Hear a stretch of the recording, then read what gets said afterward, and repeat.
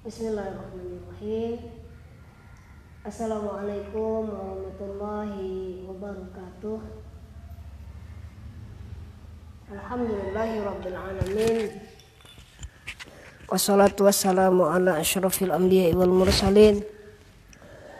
Sayyidina wa maulana wa habibina wa syafi'ina wa qurrati a'yunina Muhammadin sallallahu alaihi wasallam wa alihi wa azwajihi wa dzurriyyatihi wa ahli baitihi. Rabbi shrah li sadri wa yassir li amri wa hlul 'uqdatam min lisani yafqahu qawli. Subhanaka la ilma lana illa ma 'allamtana innaka antal alimul hakim. Amma ba'dah. Pemirsa pengajian kitab Arba'in Nawawi Pondok Pesantren Ma'rifatul Ilmi, wabil khusus kepada seluruh santri kami dimanapun berada yang sedang menyaksikan pengajian ini, yang mengikuti pengajian ini, mudah-mudahan kita semuanya mendapatkan rahmat dari Allah Subhanahu wa Ta'ala.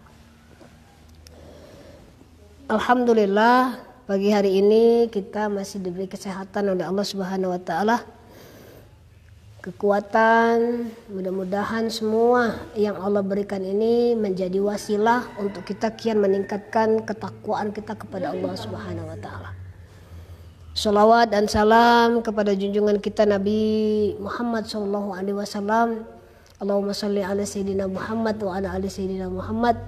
Mudah-mudahan kita semuanya di yaumul qiyamah nanti mendapatkan syafaat dari Rasulullah sallallahu alaihi wasallam. Amin ya rabbal alamin. Ila hadratin Nabiul Mustafa sallallahu alaihi wasallam wa alihi wa azwajihi wa dzurriyyatihi wa ahli baitihi wa nuhusu khususan Syekh Abdul Qadir Jailani wa nuhusu khususan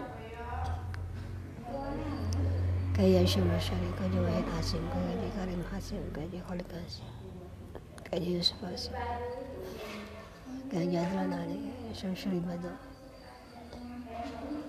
Kaji Abdul Rahman Wahid Gusti Samad Kaji Salat Syekh Nawawi Al-Bantani Al-Khususan mu'alif hadzal kitab Imam Nawawi. Al-Fatihah. A'udzu billahi minasyaitonir rajim. Bismillahirrahmanirrahim. Alhamdulillahi rabbil alamin arrahmanir rahim maliki yaumiddin.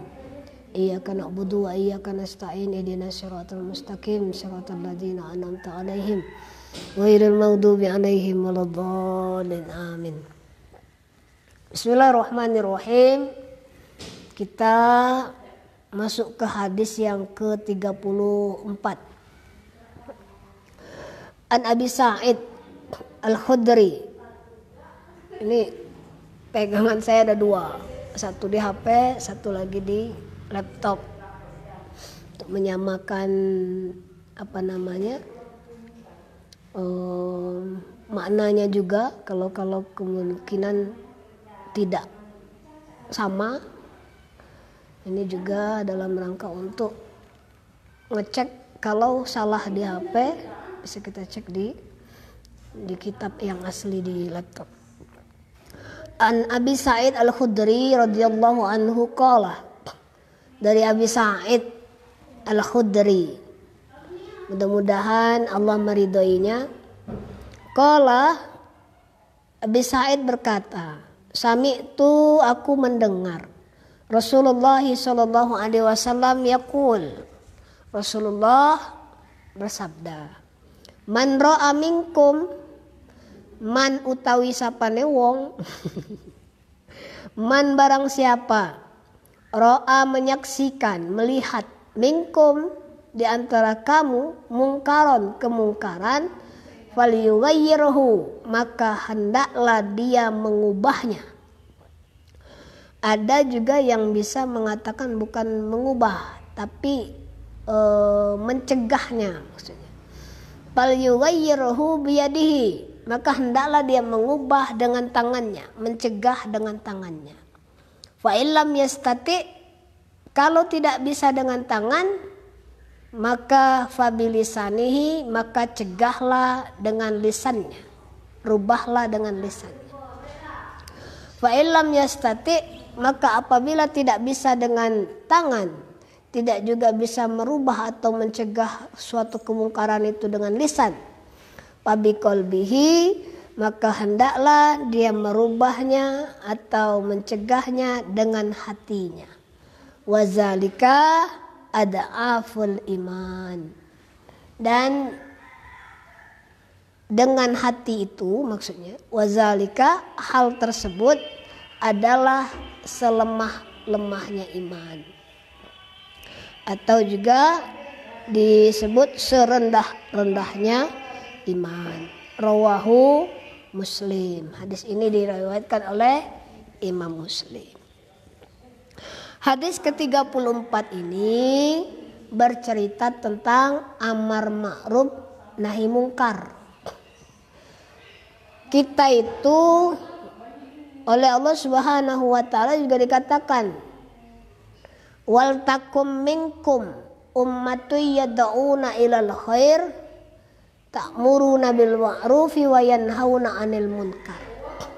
Hendaklah ada, kalimat hendaklah ada dalam Al-Qur'an itu artinya harus ada di antara kita itu, di antara seluruh manusia atau di antara seluruh umat Islam ini, wal takum minkum, hendaklah ada di antara kalian yang bisa mengajak kepada kebaikan dan mencegah daripada kemungkaran.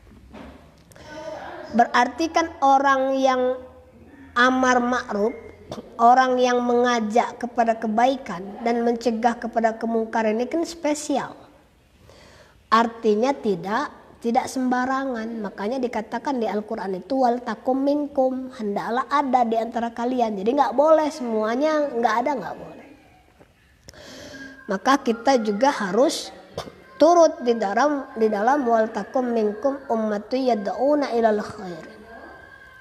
Nah, siapa saja golongan mereka ini? Ada tiga golongan. Tadi kita bacakan yang pertama siapa golongannya, yaitu yang bisa mencegah kemungkaran itu dengan biyadihi, dengan tangannya. Dengan tangan ini maksudnya apa? Dia punya kekuasaan. Siapa golongan ini? Pejabat, pemangku kekuasaan. Dia RT, dia RW, dia camat, dia bupati, dia gubernur, dia presiden. Dia bisa mencegah kemungkaran dan mengajak amar ma'ruf itu dengan tangannya, dengan kekuasaannya. Atau kalau di pesantren itu siapa yang bisa? Pimpinan pesantren, guru, wali kelas, semuanya bisa ini ikut mencegah kemungkaran dan mengajak kepada kebaikan. Dengan apa? Biyadihi, dengan tangannya, dengan kekuasaannya. Misalnya, kalau di daerah tersebut, misalnya Kabupaten Bengkulu Selatan atau kabupaten mana, ada program bupati namanya Maghrib Mengaji misalnya. Ini kadangkala ya masyarakat mau merespon program tersebut. Misalnya Maghrib Mengaji tadi. Habis Maghrib sampai Isya itu tidak boleh ngapa-ngapain, TV tidak boleh misalnya. Itu hanya digunakan untuk mengaji di surau, di masjid. Tapi permasalahannya apa? Ada program ini wajib mengaji, tapi guru-guru ngajinya tidak disiapkan. Berarti kan tidak sejalan. Maka program itu harusnya kita ciptakan program juga, kita siapkan juga kalau memang misalnya Maghrib Mengaji. Kita siapkan ustadznya. Bukan hanya disiapkan ustadznya, tapi juga misalnya, bagian kesejahteraannya juga ada. Misalnya dikasih uang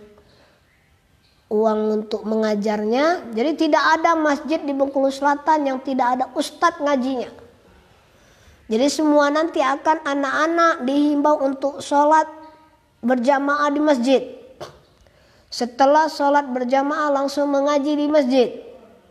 Guru-gurunya setiap masjid ada. Dan gajinya ditanggung oleh pemerintah. Nah ini namanya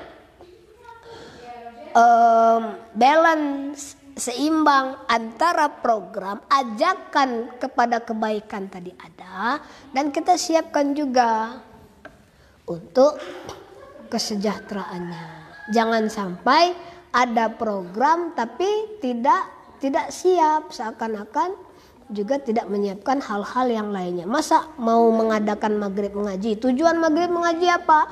Mencegah kemungkaran agar anak-anak tidak keluar, agar anak-anak tidak keluyuran, agar anak-anak tidak kebut-kebutan, agar anak-anak tidak main game saja.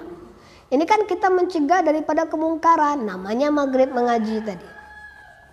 Kita ngajak mereka kepada kebaikan. Tapi kalau guru ngajinya nggak ada, kan gagal juga. Nah, begitu contohnya. Dan masih banyak contoh lain. Man ra'a minkum munkaron falyughayyirhu biyadihi. Jadi kelompok pertama atau golongan pertama yang bisa mengubah sesuatu kemungkaran ini adalah orang yang memiliki kekuasaan atau orang yang memiliki jabatan. Apakah seorang pemimpin pesantren punya peran? Punya. Misalnya di pesantren, mengurangi intensitas anak-anak keluar pesantren di malam hari, atau mengurangi intensitas anak-anak santri tidak mungkin akhirnya berkelahi gara-gara tidak ada jam. Maka diadakanlah kegiatan ekstra. Kita mulai sekarang akan mengadakan kegiatan ekstra pramuka. Kita akan mengadakan kegiatan ekstra voli, futsal, badminton. Kita akan mengadakan kegiatan ekstra karate, pencak silat, misalnya contoh pagar nusa atau apa. Nah ini dalam rangka apa? Dalam rangka kita mencegah terjadinya perbuatan yang tidak baik yang dilakukan oleh santri. Maka diadakan namanya kegiatan ekstra. Nah siapa yang bisa melakukan ini? Ini dilakukan oleh orang-orang yang punya kekuasaan dan dia bisa memberikan arahan. Maka seperti misalnya RT, RW, atau mungkin setingkat yang lebih tinggi dari itu, sangat amat dapat berperan di dalam mencegah kemungkaran ini, yaitu dia bisa menjadi seseorang teladan yang bisa memberikan aturan atau kebijakan yang akan berdampak positif bagi masyarakat. Para pemirsa, Bapak Ibu, adik-adik yang dimuliakan oleh Allah Subhanahu wa taala. Maka sampai-sampai dikatakan yang masuk surga nanti pertama kali itu belum tentu para ulama. Yang masuk surga pertama kali itu belum tentu orang yang selama ini ibadahnya rutin. Yang masuk surga nanti belum tentu orang yang yang amalnya banyak. Boleh jadi yang masuk surga nanti adalah siapa? Pemimpin yang adil. Maka penting kita menjadi seorang pemimpin yang adil. Salah satunya adalah dengan yad'una ilal khair, mengajak kepada kebaikan, yaitu menciptakan program-program yang tujuannya itu bukan untuk kesejahteraan masyarakat saja, bukan hanya untuk pembangunan infrastruktur saja, tapi kita juga bagaimana mencegah terjadinya perkara mungkar di antara masyarakat. Maka Kalau kampanye atau misalnya ada orang mau jadi bupati, itu sekali-sekalilah, misalnya jangan hanya mengedepankan tentang kesejahteraan, mengedepankan saya akan membangun itu, tapi kita juga butuh pembangunan mental, karena pembangunan mental inilah yang tentunya akan berdampak positif pada pembangunan daerah. Kalau daerahnya maju, daerahnya bagus misalnya, tapi kalau mentalnya rusak, kalau anak-anaknya tidak kita siapkan, siapa yang akan memimpin negeri kita di masa depan? Maka penting untuk menata mental anak-anak kita. Salah satu menata mental itu adalah menyiapkan program-program yang akan berdampak pada amar ma'ruf nahi mungkar. Itu golongan yang pertama. Siapa golongan pertama tadi? Yaitu orang yang bisa mengubah, orang yang bisa mencegah terjadinya perbuatan tidak baik. Dengan apa? Dengan tangannya. Kalau orang kelahi misalnya dilerai, berarti kan dia mampu dengan tangannya. Ada orang yang nyolong, ada orang yang copet, kita mampu dengan tangan kita ambil alih. Mungkin dia punya ilmu silat misalnya, ya bisa. Nah kalau nggak punya kekuasaan, juga nggak punya kemampuan kuat, atau tidak punya ilmu silat misalnya, fa'ilam yastati, maka apabila tidak mampu dengan tangan atau dengan kekuasaan, fabilisanihi, maka ubahlah, maka cegahlah kemungkaran tersebut dengan fabilisanihi, dengan lisannya. Apa itu lisan? Dengan mulutnya, yaitu mengajak kepada kebaikan. Golongan kedua ini siapa? Kita tidak punya kemampuan di bidang kekuasaan. Kita bukan RT, kita bukan RW, kita juga bukan pejabat, kita juga bukan orang yang pengampu kekuasaan, pengampu kebijakan di suatu daerah. Maka namun kita memiliki misalnya pengetahuan yang luas, ilmu agama yang mumpuni. Kita juga alumni pesantren dan kita mampu untuk menyampaikan dakwah itu kepada masyarakat. Maka dia juga bertugas untuk mencegah kemungkaran dan mengajak kebaikan dengan cara apa? Dengan cara berdakwah dengan lidahnya. Jadi yang pertama tadi juga dakwah, tapi dakwahnya dengan kekuasaannya. Dia menggunakan kekuasaannya untuk berdakwah pada kebaikan. Nah ini dia tidak punya kekuasaan, maka dia berdakwah dengan apa? Dengan lisannya. Kalau alumni pesantren atau dia dulu pernah nyantri, dia dulu pernah sekolah di UIN atau sekolah tinggi agama Islam gitu, atau institut agama Islam, dia mampu ceramah, dia mampu dakwah, maka atau kalau di mana kan state gitu ya, sekolah tinggi ilmu tarbiyah, dia juga punya kemampuan, nanti dia punya kesempatan untuk mengubah atau mengajak kepada kebaikan, mencegah daripada kemungkaran tadi. Dengan apa? Dengan lisannya. Buat pengajian di rumah. Rumah kita di dusun.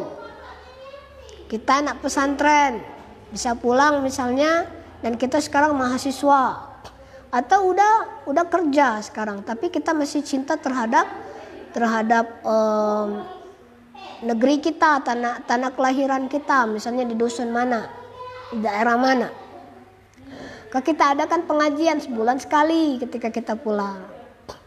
Nah ini bagian daripada ta'muruna bil ma'ruf wa yanhauna 'anil munkar tadi. Atau kalau kita sudah ustadz misalnya, kita buka majelis taklim. Kita punya majelis taklim yang kita sebagai pembinanya. Atau kita ngajar di pesantren, kita ngajar di sekolah, itu bagian dari pabilisanihi, dengan lidahnya. Nah kalau kita mampu mengajak orang, misalnya ada orang yang mabuk-mabukan, ada orang yang sering judi atau sering melakukan perbuatan onar, tidak apa-apa. Yang mabuk ya kita temenin, yang judi kita temenin, tapi jangan menasihati ketika mereka sedang berjudi. Nanti setelah selesainya ajak curhat. Yang udah mabuk nanti setelah dia minum ajak curhat, apa masalah dia. Nah mungkin kita bisa memberikan saran kepada dia. Begitu juga ketika ada anak santri yang merokok misalnya, berarti kan dilarang di pesantren. Nah kita panggil, jangan hanya dimarahin saja. Mengajak itu kan yang terbaik itu bukan hanya dengan kekerasan, tapi dengan bil mau'izah.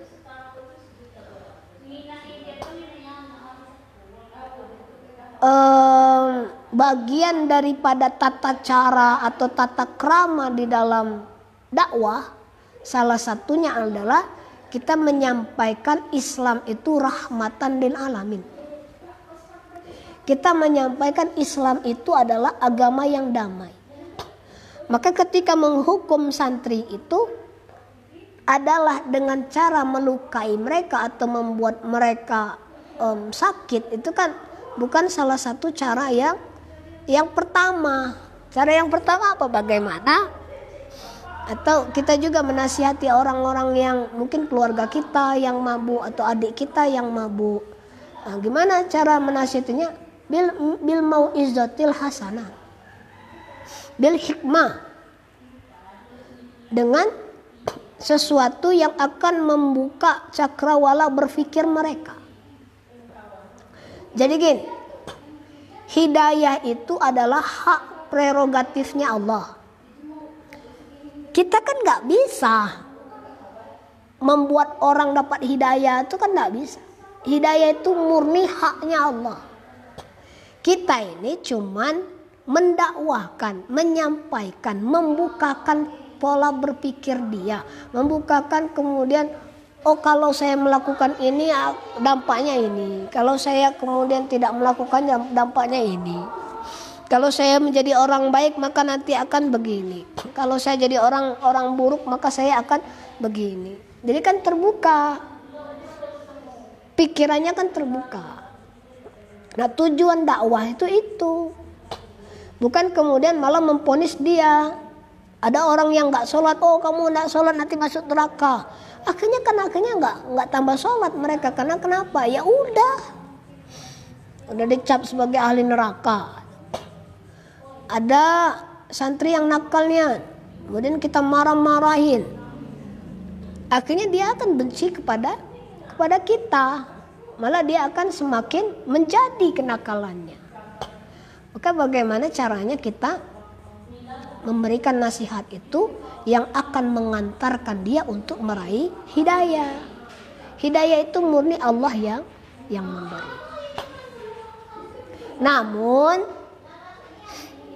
sesuai dengan tupoksi ini, sesuai dengan kemampuan. Artinya mengajak itu juga ada ilmunya. Kalau dunal ilmi, kalau tanpa ilmu, ya nggak bisa kita ngajak. Misalnya begini, kita kita contohkan, kalau seseorang mau membuka bengkel, tentulah orang ini bisa mekanik. Kalau selama ini dia sekolah bagian masak-memasak, maka dia buka bengkel, kira-kira benar tidak sepeda motor yang rusak? Tidak. Benar tidak sepeda pancal atau sepeda kertangin atau sepeda angin yang rusak, yang kemudian dibawa kepada tukang bengkel yang bukan ahli bengkel tapi dia ahli masak? Ya nggak benar. Begitu juga, artinya kan semuanya punya kemampuan masing-masing. Begitu juga ketika sesuai dengan kemampuannya, sesuai dengan apa sih bidangnya dulu. Juga misalnya seorang dokter, Ada orang yang pengen jadi dokter tapi dia bukan dokter. Dia nggak pernah sekolah kesehatan, enggak kuliah di kesehatan, bukan, dia juga bukan dokter, dia nggak punya sertifikat dokter. Tapi dia kemudian buka praktek. Akhirnya apa? Sembuh nggak orang yang dibawa ke tempat dia? Ya enggak, meskipun disuntik berapa kali juga. Kalau dia nggak punya ilmunya kan nggak dunal ilmu ya bahaya. Nah begitu juga di dalam mengajak ini. Nah siapa yang cocok mengajak ini? Anak pesantren, alumni pesantren, orang yang pernah kuliah atau sekolah di bagian agama. Nah, dulu pemerintah mencanangkan ustadz-ustadz itu atau orang-orang yang berdakwah itu ada sertifikatnya. Sebenarnya itu baik, bagus. Karena kenapa? Kalau misalnya ada orang yang ceramah, ada orang yang mengajak ini, yang berdakwah ini, dia sekolah agama tidak, kuliah agama bukan, anak pesantren bukan, tapi ngajak, akhirnya apa? Akhirnya jamaahnya sesat. Akhirnya jamaahnya, ya ilmu itu ada sanad keilmuannya. Seorang yang belajar ilmu agama pastilah sanad keilmuannya sampai kepada baginda Rasulullah Shallallahu Alaihi Wasallam. Ada orang kadang belajarnya dari Google. Belajar dari Google sudah ceramah. Nah, ini yang salah. Takutnya apa? Ya, iya kalau kemudian sumbernya benar. Kalau sumber yang dia baca itu tidak benar, karena sumber di internet kadang tidak bisa dipertanggungjawabkan juga. Tergantung sumbernya juga. Kalau yang sering santri baca itu misalnya NU online atau Tebu Ireng atau misalnya situs-situs pesantren, ini kan diakui, artinya penulisnya itu betul-betul kiai. Tapi kalau blog misalnya ini adalah tugas sekolah, tugas kuliah atau tugas apa, kan belum tentu kebenarannya. Apalagi misalnya sudah hafal 1-2 hadis itu dari Google juga sudah dibawa ceramah. Akhirnya ya inilah seperti tadi, dokter yang bukan ahlinya disuruh ngobatin. Ya enggak pas. Maka di hadis ini Rasul mengatakan kalau tidak bisa dengan tangan, dengan kekuasaan, maka dengan lisannya. Kalau tidak bisa dengan lisan juga, misalnya dengan kekuasaan nggak bisa, dengan lisannya, artinya dia bukan pendakwah, dia bukan sekolah agama, dia bukan anak pesantren, dia bukan ustadz, maka apa? Fa'illam yastati fabi qalbihi. Maka apabila dia bukan penguasa, dia bukan pemangku kebijakan, kalau dia bukan juga ustadz atau orang yang pernah nyantri di pesantren, maka bagaimana dia turut mencegah kemungkaran? Fabi qalbihi, maka dengan hatinya. Bagaimana dengan hati itu? Artinya ketika ada seseorang yang melakukan perbuatan jahat, perbuatan munkar, kita bukan benci kepada orangnya, tapi bencilah perbuatannya. Kita tidak ridho dia melakukan perbuatan itu. Misalnya kita kalau bahasanya kita itu kasihan dengan dia gara-gara melakukan perbuatan onar itu, perbuatan munkar itu. Karena kita kasihan dengan dia, yang kita bencikan perbuatannya bukan dianya tetap kita sayang, dia malah kita kasihan sama dia. Maka kita doakan, ya Allah, mudah-mudahan adik kami, mudah-mudahan kakak kami, mudah-mudahan teman kami yang melakukan perbuatan munkar ini diberikan hidayah, diberikan oleh Allah Subhanahu wa taala pandangan untuk berbuat benar. Wazalika ada'aful iman, dan ini adalah serendah-rendahnya iman. Maka namun saya lanjutkan, namun kalau kemudian dia penguasa tapi tidak merubah kebijakan, tidak bisa merubah atau tidak bisa mencegah dengan kebijakannya melakukan perbuatan munkar, akhirnya masyarakat semakin berbuat munkar. Dia pendakwah, dia penceramah tapi tidak ikut membantu di dalam mencegah kemungkaran atau mengajak kepada kebaikan. Boleh jadi orang yang dengan hatinya ini malah yang lebih kuat. Kan yang paling kuat tadi yang punya kekuasaan. Kalau tidak punya kekuasaan, maka yang kedua siapa? Orang yang mampu dengan lidahnya, dengan lisannya. Ini kan yang selemah-lemahnya. Namun yang selemah-lemahnya dengan hatinya ini nanti pada akhirnya atau bisa juga dia mencapai kedudukan yang tertinggi kalau kemudian penguasanya tidak mampu ta'muruna bil ma'ruf wa yanhauna 'anil munkar, dan orang-orang yang selama ini punya ilmu tapi tidak mau mengamalkan, tidak mau mengajak kepada kebajikan, maka orang yang di hatinya kemudian merasa sakit, merasa tidak enak, ada orang yang melakukan perbuatan jahat dan dia berdoa di hatinya, boleh jadi dia mencapai kedudukan yang tinggi di sisi Allah Subhanahu wa taala. Maka kita itu tidak boleh diam terhadap kemungkaran, itu tidak boleh diam. Kita harus punya peran. Makanya tadi disebut wal takum minkum ummatu yad'una ilal khair. Nah, sekarang pertanyaannya begini. Kita dalam hadis ini ada di golongan yang mana dari tiga? Apakah kita orang yang bisa mengubah dengan kekuasaan? Mungkin bukan. Mungkin iya. Apakah kita bisa mengubahnya dengan lisan kita? Mungkin iya. Saya penceramah misalnya. Adik-adik santri, orang yang belajar agama. Pastilah di masyarakat akan ditanya, "Tu apa hukumnya ini? Tu apa hukum ini? Apa hukumnya ini, nak?" Orang tua akan bertanya, masyarakat akan bertanya. Nah, kalau kemudian kita nggak punya ilmunya, dunal ilmu, ya gimana kita bisa menjawabnya? Atau kita tergolong yang bagian yang ketiga, orang yang bisa mencegah hanya dengan hatinya. Tidak masalah. Yang penting dari ketiga ini kita bisa berperan. Bagaimana di dalam kehidupan ini kita punya peran di dalam amar ma'ruf nahi mungkar.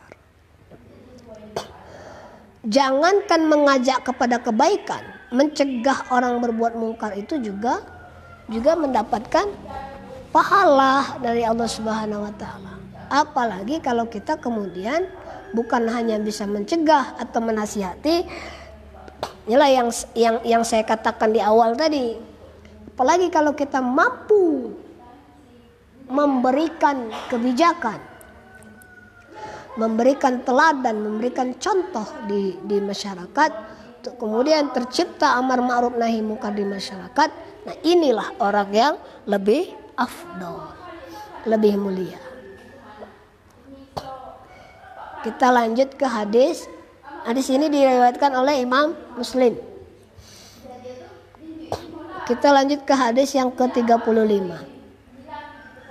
An Abi Hurairah, dari Abu Hurairah radhiyallahu anhu qala, dia berkata, qala Rasulullah sallallahu alaihi wasallam, Rasulullah sallallahu alaihi wasallam bersabda, la tahasadu, janganlah kalian saling mendengki, wala tanajashu, dan janganlah kalian saling najas. Najas itu bermakna saling menipu. Wala tabaghadu, dan janganlah kalian saling bermarah-marahan. Wala tadabaru, dan janganlah kalian saling membelakangi. Misalnya tadi berhadap-hadapan, ini membelakangi. Artinya memutuskan tali silaturahmi, memutuskan hubungan kekeluargaan, memutuskan hubungan persahabatan, memutuskan hubungan pertemanan. Itu jangan. Wala yabi'a ba'dukum ala bai'i ba'din, jangan kalian membeli atau menjual barang yang sudah ditawar saudaranya. Misalnya Al-Quran ini sudah saya tawar, bahkan sudah saya beli, tapi kemudian dijual lagi oleh ini tadi, padahal aku titip dulu ya. Atau misalnya berapa ini Pak? 50. Ya udah saya ambil. Nah ada orang datang, berapa ini Pak? 50. Aku ambil 70 katanya. Karena dia pengen sekali. Tidak boleh. Karena ini sudah ditawar. Barang ini ya sudah istilahnya bahkan sudah laku malah dijual lagi. Tidak boleh. Karena dulu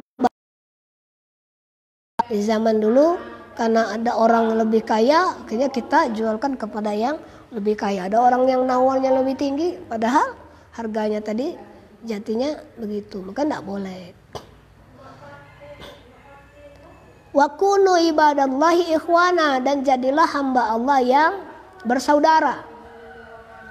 Al muslimu akhul muslim. Seorang muslim itu saudara sesama muslim. La yazlimuhu, maka janganlah menzaliminya. Wala yahzuluhu, dan janganlah mengabaikannya. Apa itu? Maksudnya ya mencuek, ya mengabaikan, tidak peduli. Janganlah tidak memedulikannya. Wala yakzibuhu, janganlah membohonginya, mendustainya. Wala yahkiruhu, dan janganlah menghinanya. Kalau bahasa kita sekarang membuli, kan tidak boleh. At-taqwa hahuna. Apa ini sabda Rasulullah? At-taqwa hahuna. Takwa itu di sini. Wa yushiru ila sadrihi salasa marrat. Takwa itu di sini kata Allah, kata Rasul, sembari menepuk dadanya 3 kali. Takwa itu di sini. Bihasabi imri'in minasyarri ayyahkiru akhahul muslim. Jadi kata Rasul dilanjutkan, cukuplah seorang muslim itu dikatakan buruk jika dia menghina saudara sesama muslimnya. Seorang muslim kalau dia sudah menghina saudaranya, maka dikategorikan dia adalah orang yang syar, orang yang buruk. Maka nggak boleh kita menghina sesama kita, nggak boleh saling membohongi. Apalagi sekarang ini sering sekali kita kejadian membuli antara santri, saling bully. Padahal kita itu kan bersaudara. Kalau sudah di pesantren itu tuh kita tuh satu pesantren, berarti satu guru. Jadi kan kita tuh seakan-akan keluarga besar. Berarti kan sudah saudara kita semua. Ya enggak boleh misalnya ada yang jelek kita bully. Ada yang kepalanya mungkin badannya besar kita bully. Ada badannya kecil seperti saya dibully. Ada yang misalnya apanya yang cacat, ada aibnya dibully. Jangan. Malah apa yang kita bulikan terhadap mereka itu malah kemudian membuat kita buruk di mata orang, buruk di mata Rasul, buruk di mata Allah Subhanahu wa ta'ala. Kullul muslimi, setiap muslim itu ala muslim atas muslim yang lainnya haramun, diharamkan. Bukan berarti bukan hanya nggak boleh saja, tapi Allah mengharamkan. Apa yang diharamkan? Damu, darahnya. Nggak boleh belagau, sesama muslim nggak boleh belagau. Wa maluhu, hartanya nggak boleh diambil, harta kawan nggak boleh, dimaling nggak boleh. Apalagi kemudian kita peras. Apa bahasa sekarang itu? Kita palakin, nggak boleh. Wa irduhu, dan kehormatannya. Maka kita jaga betul. Apa termasuk kehormatan ini? Nggak boleh kita kasih tahu aib dia, nggak boleh kita kasih tahu aib keluarganya. Ini kadangkala saling bully apa dengan nama orang tua. Misalnya nama orang tuanya Wahid, nama orang tuanya Zaki misalnya, nama orang tuanya Abdul. Kita panggil nama dia dengan nama bapaknya.